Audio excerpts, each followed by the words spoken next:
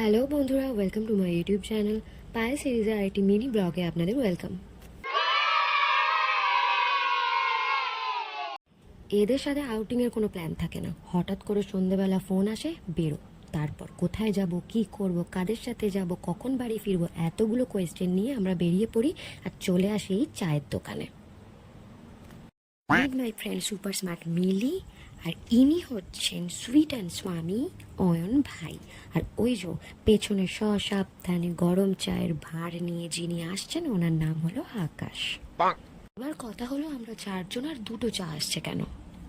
কারণ আমরা চারজনে বাড়ি থেকে চা খেতে যাচ্ছি বলে বেরোলেও আমি আর আকাশ ছাড়া বাকি দুজন চা পছন্দই করে না। চা খেয়ে গল্প করতে করতে ঠিক হয়ে গেল জগদীশপুরে গিয়ে ফুচকা খাবো। আর যেমন কথা তেমনই কাজ, বেরিয়ে বললাম।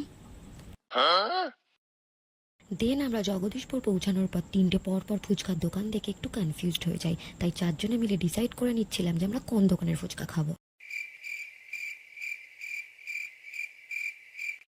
দেন আমরা আলোচনার পর ঠিক করলাম যে এই দাদুটার দোকানে ফুচকা খাবো।